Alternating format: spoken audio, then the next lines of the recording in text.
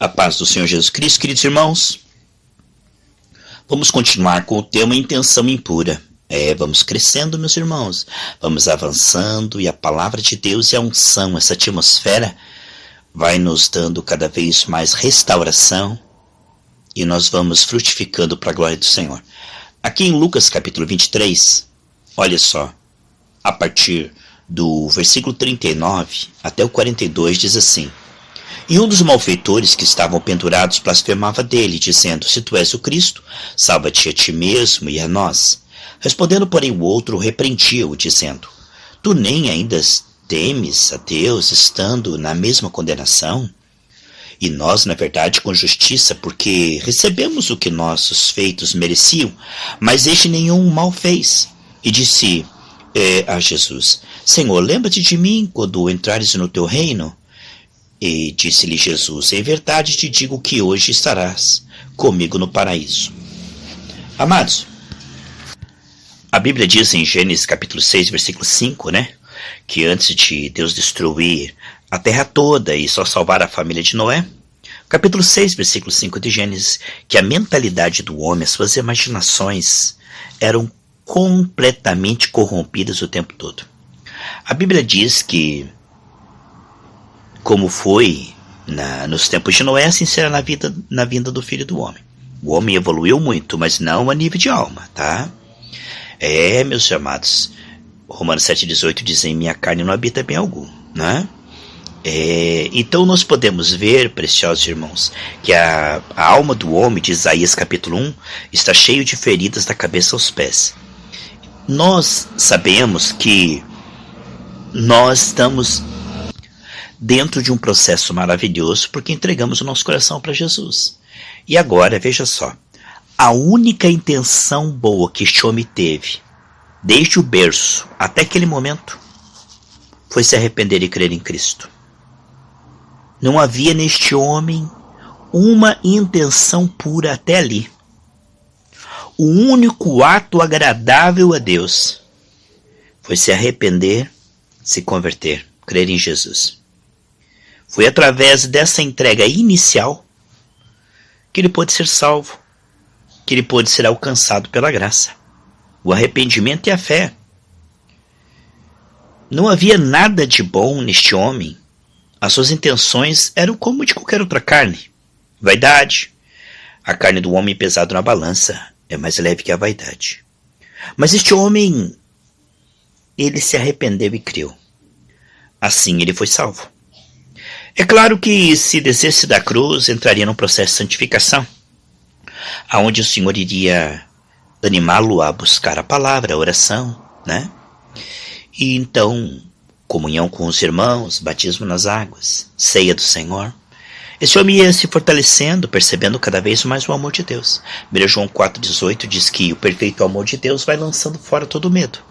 Então, este expurgo, este limpar dos resíduos que ficou na alma, agora a alma vai começar a ouvir o Espírito, Vai começar a renunciar à carne e vai começar a se limpar. Bem, eu traduzo limpo de coração, porque verão a Deus. Este processo onde nós vamos cada vez mais nos apegando ao Senhor por perceber o seu amor, Vai sarando as nossas emoções, pensamentos, desejos, intenções.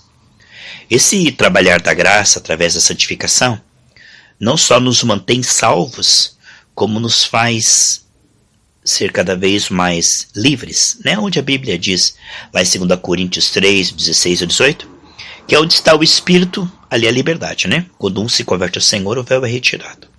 E aí somos transformados de glória em glória.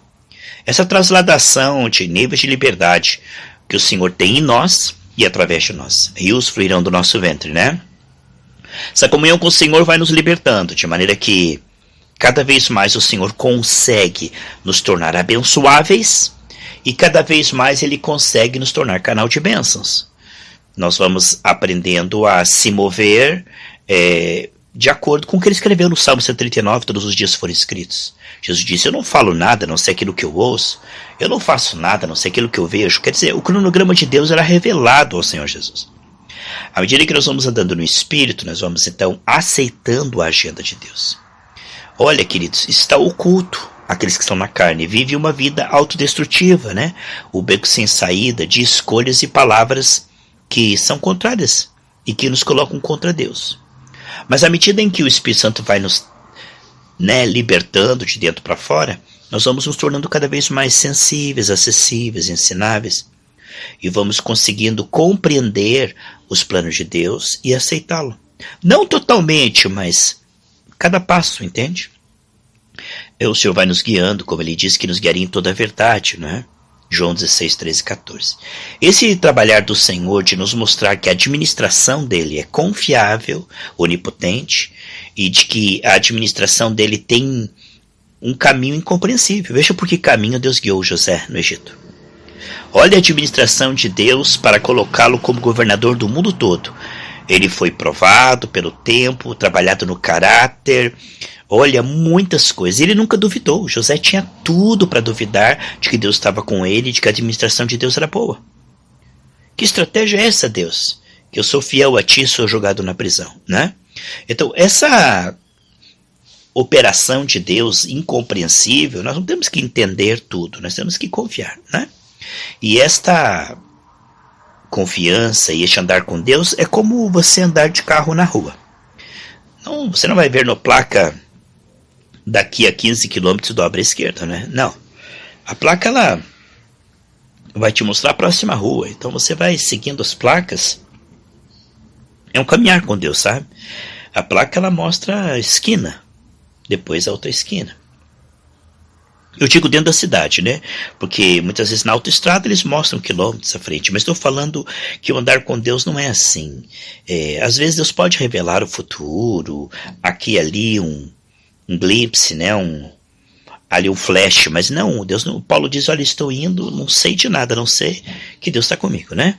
Então, nossa caminhada não é uma caminhada assim onde você compreende totalmente, mas é uma caminhada onde você percebe que Deus está com você e que a administração dele é confiável. E ele vai desenvolvendo isso, trabalhando de uma maneira muito matemática. Nada é desperdiçado, sabe? Até mesmo as áreas que você errou, Deus vai trabalhar para você aprender, ele vai trabalhar para que você se arrependa e nas consolações possa consolar outros. Então ele já conhecia como você era antes de você vir para o Evangelho e não foi surpreendido, né? Então ele vai pegar a cada um de nós no estágio zero e vai nos fazer avançar. Como diz Filipenses 1,6, que aquele que começou em nós a boa obra é fiel, competente, né, capaz, para ir completando até a vinda do Senhor Jesus Cristo. Esse trabalhar de Deus perfeito, onipotente. Por quê? Porque o que o inimigo está fazendo, Deus sabe. Mas o que Deus planeja, o diabo não sabe. Deus tem extrema superioridade, ele é onipotente, o diabo é força vencida. Então o diabo, ele trabalha aí, né, de forma muito limitada e derrotada. E se nós nos aliamos ao Senhor, a sua administração, ela é capaz de nos guiar em triunfo sempre, não importa o cenário. Veja como Deus guiou aquele povo no deserto por 40 anos, ou como ele fez Abraão prosperar no deserto, né? Ele tem como eu falei, Hebreus 7,25, Deus pode salvar qualquer um que continue, né, confiando em Jesus. Isso também está em Romanos 11,22. Esse salvar não é só salvar do inferno, é salvar de tudo que você vai enfrentar. Deus calculou, computou, foi à frente, quebrou as portas de bronze, ferro de ferro, e ele sabe o que você vai passar, ele já proveu. Deus não vai deixar você perecer, entende? Então esse calcular, esse computar segundo a sua onisciência, significa que nada pegará Deus de surpresa. Mas ele pode suprir e fazer com que você possa vencer, não importando o cenário. Não importando se você está no meio de uma guerra, se você está num deserto. Como diz o Salmo 139, nada escapa, né, do seu domínio, do seu controle, da sua sabedoria. Né? Nada escapa dos seus olhos, nada escapa do seu potencial de livrar. Nunca chegaremos a um ponto além daquilo que Deus pode nos livrar. Não tem como Deus perder o domínio total. e a capacidade de nos curar, prosperar, santificar, nos ajudar a cumprir o ministério que Ele tem para nós, não é? E nada temos a nossa vida preciosa a não ser cumprir o ministério. E se a nossa vida for realmente toda do Senhor, e Ele já desenhou isto, é uma história que é maravilhosa. Mesmo Paulo na prisão, mesmo Daniel na Babilônia, mesmo José no Egito, não importa em que cenário você está passando. Se por uma situação de desemprego ou doença terminal, se você está passando por um problema de abandono do cônjuge, ou você está passando por problema com filhos, ou com vizinhança, se você está passando por problema na alma de insônia, depressão, qualquer que seja a situação, o domínio de Deus ele é capaz de cumprir. Sim, Deus pode confirmar aquilo que Jesus já venceu na cruz e aplicar no visível, né? Porque não é uma questão de vencer, já foi vencido o mal. Jesus já venceu. Ele diz, não tenham medo, né? Tenham bom ânimo. Eu já venci o mundo. Ele diz, olha, vocês são fortes, já venceram o maligno, né? Então, embora no visível, no Cronos, parece que muitas vezes se torna complicado. Às vezes, olhando por vista, meu Deus, está complicado, não tem saída. Mas no Kairos, você está sentado com Jesus no trono, próspero, saudável, cheio do Espírito Santo, e reinando. E Deus, Ele onipotente, para Ele não é impossível em todas as suas promessas, não é?